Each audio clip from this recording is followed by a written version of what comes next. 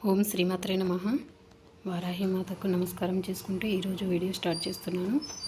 ఈరోజు పూజలు కానీ మంత్రాలు కానీ ఏమీ లేవు, కానీ ఈరోజు అద్భుతమైనటువంటి ముహూర్తం ఉంది. అదే ఏంటి అంటే మైత్రేయి ముహూర్తం. అది ఈరోజు 12:26 నుంచి మధ్యాహ్నం 2:37 వరకు ఉంది. ఈ టైం మధ్యలో మీరు ఏం చేసినా కానీ మీకున్నటువంటి అప్పులన్నీ తీరుతాయి. ఇక్కడ ఓన్లీ అప్పులనే కాదు, మీకున్నటువంటి కోరికలు కానీ సమస్యలు కానీ అవి కూడా తీర్చుతారు. అయితే ఈ టైం మధ్యలోనే చేయాలి.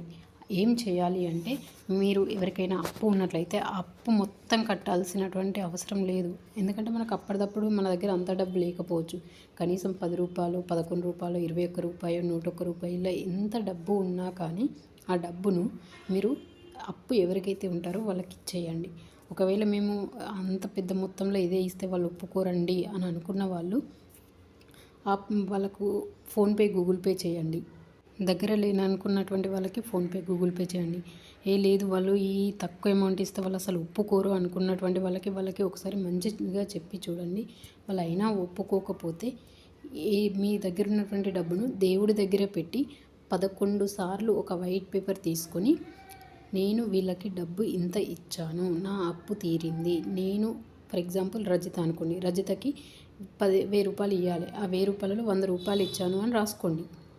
రజితకు నేను ₹100 ఇచ్చాను, నా అప్పు తీరింది, నేను సంతోషంగా ఉన్నాను అని 11 సార్లు రాసుకొని ఆ పేపర్ని, ఆ డబ్బుని దేవుడి విగ్రహం ముందు పెట్టి మంచిగా నమ్మకంతో, భక్తి శ్రద్ధలతో మనస్ఫూర్తిగా అమ్మవారికి నమస్కారం చేసుకోండి. ఖచ్చితంగా మీకు తొందరలోనే అప్పు అంతా తీరుతుంది. ఈ టైంలో మీకున్నటువంటి కోరికలను కూడా పేపర్ మీద 11 సార్లు రాసి పెట్టుకోండి.